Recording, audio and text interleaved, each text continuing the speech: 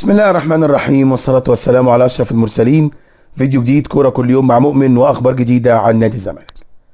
كابتن حسين لبيب رئيس مجلس إدارة نادي الزمالك، تحية طيبة. أما بعد، أحب أفكر حضرتك إنك في لقاء تلفزيوني قبل ما تبقى رئيس نادي الزمالك طلعت واتكلمت عن مسألة بيع زيزو، ولما اتسألت زيزو لو جاله عرض محترم بملايين كتير تقدر تجيب بيها بدل الزيزو 2 و3، قلت انا هحافظ على زيزو وهجيب مع زيزو و2 و3، وده معناه ان زيزو مش للبيع.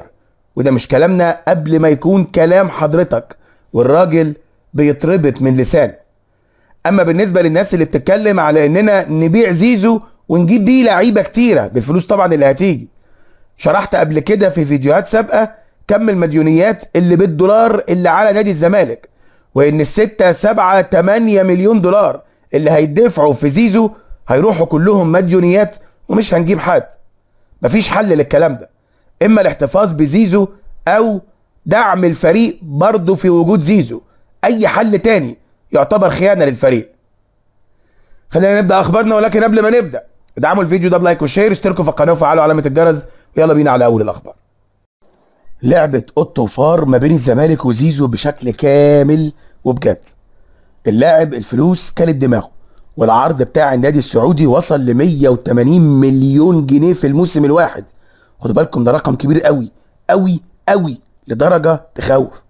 في نفس الوقت الزمالك مش هيقدر يجاري العرض السعودي تحت اي بند من البنود.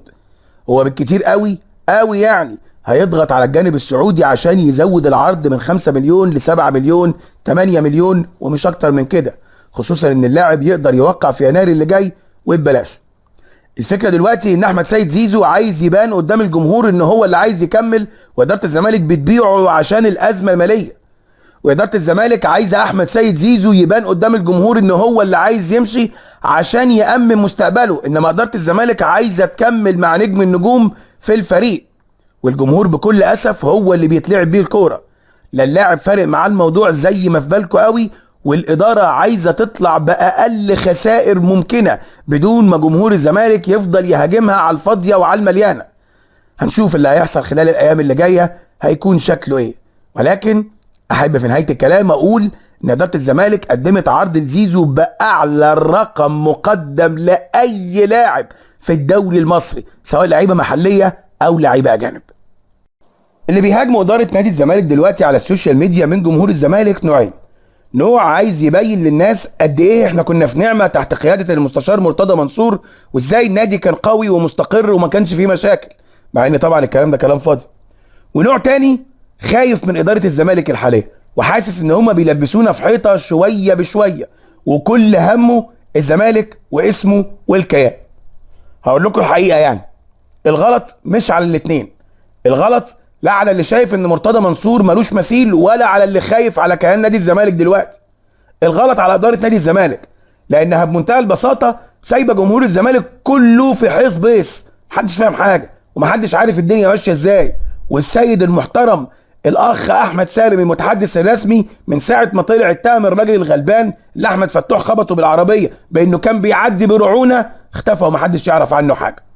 لازم اداره نادي الزمالك تطلع وتوضح للجمهور الموقف ماشي ازاي، واحنا هنعمل ايه، وهم في اتجاه ايه. هل الابقاء على اللعيبه؟ هل رحيلهم؟ لازم حد يطلع يتكلم، والافضل يعني ان اللي يطلع يتكلم يبقى حسين لبيب بنفسه. من يقود مفاوضات الزمالك مع اشرف بن شرقي؟ تحدثت تقارير اعلاميه عن شخص خارج مجلس اداره النادي يقود المفاوضات لعوده اشرف بن شرقي من جديد. التقارير أشارت إلى أن هذا الشخص هو عمرو الجنايني، عضو مجلس إدارة الزمالك السابق، والذي كان يترأس لجنة تدير اتحاد كرة القدم في فترة من الفترات. التقارير أكدت أن صفقة أشرف بن شرقي لم تفشل حتى الآن، ولا يزال عمرو الجنايني يقود التفاوض مع اللاعب بالتنسيق مع حسين لبيب. حتى الآن صفقة بن شرقي قريبة جدا من الزمالك، وفي انتظار حسم عدة نقاط أبرزها مقدم التعاقد. بعد نهاية عقده مع الزمالك عواد يقترب من هذا النادي. اقترب حارس مرمى الفريق الاول لكرة القدم بالنادي سابقا محمد عواد من الانتقال الى نادي بيراميدز، حيث عقد الحارس جلسة حاسمة مع مسؤوله السماوي خلال الساعات القليلة الماضية، وشهدت مفاوضات متقدمة ما بين الطرفين عقب تعثرها سابقا. من المقرر عقد جلسة أخرى بالساعات القادمة من أجل إتمام التفاوض والتوقيع على العقود والإعلان رسميا عن الصفقة، حيث شهدت مفاوضات الزمالك مع الحارس لتجديد تعاقده التعثر ما بين الطرفين وعدم الوصول لاتفاق نهائي حول استمرار الحارس مع الأبيض. عايز أقول لحضراتكم إن تقريبا بيراميدز بيستهبل، بيراميدز بيجري ورانا إحنا. دلوقتي كان بيتفاوض مع عواد لغاية ما عرف إن اللاعب هيسيب الزمالك راح سايبه، وبعدين لما اللاعب بدأ يتفاوض مع الزمالك مرة تانية راح متفاوض معاه لغاية ما هيخلص معاه اهو. وانا عندي معلومات اكيدة ان بيراميدز كان بيفاوض احمد نادر السيد في التوقيت اللي الزمالك كان بيفاوض فيه احمد نادر السيد. بيراميدز عايز مننا ايه؟ انا مش عارف.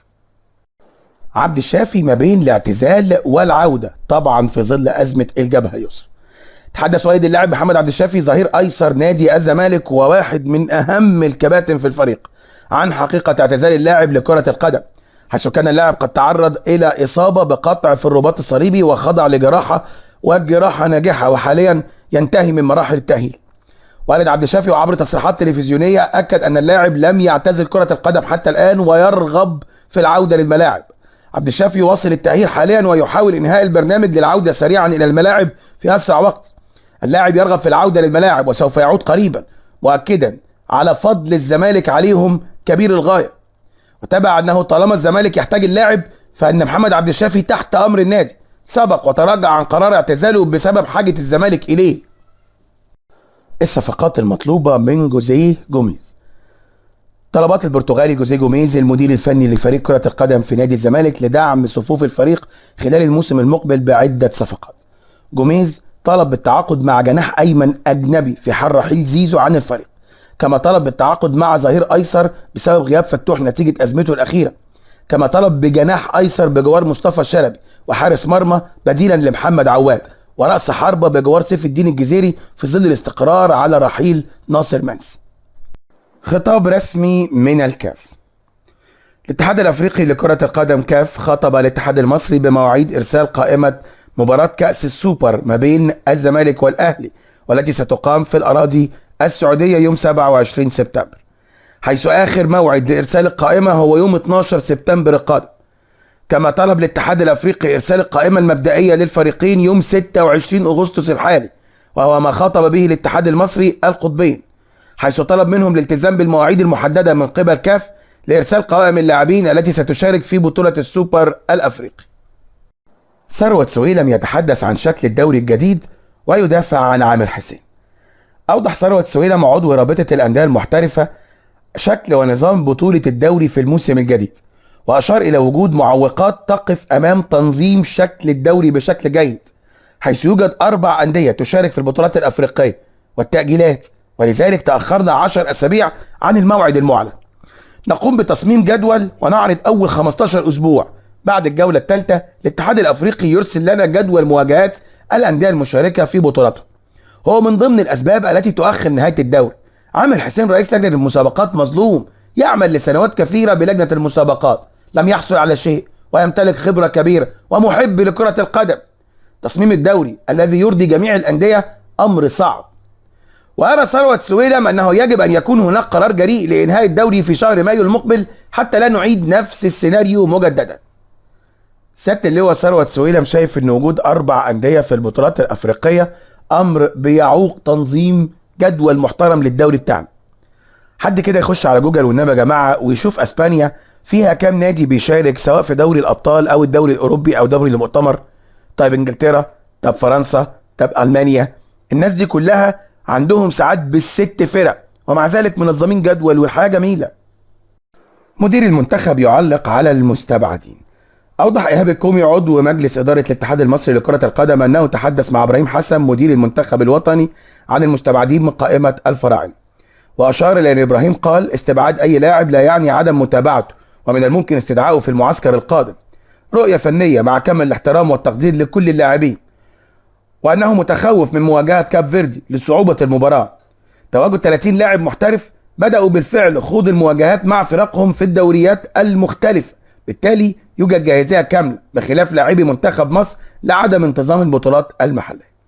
طبعا دي حجة فارغة وهايفة، والاخ ابراهيم والاخ حسام عايزين يبينوا لنا يعني ان ماتش كاب فيردي ده احنا هنلاعب غانا مثلا، هنلاعب الكاميرون في عز عزها عشان لما يكسبوه يلاقوا حد يسقف ويهيص ويقول يا سلام يا توأم.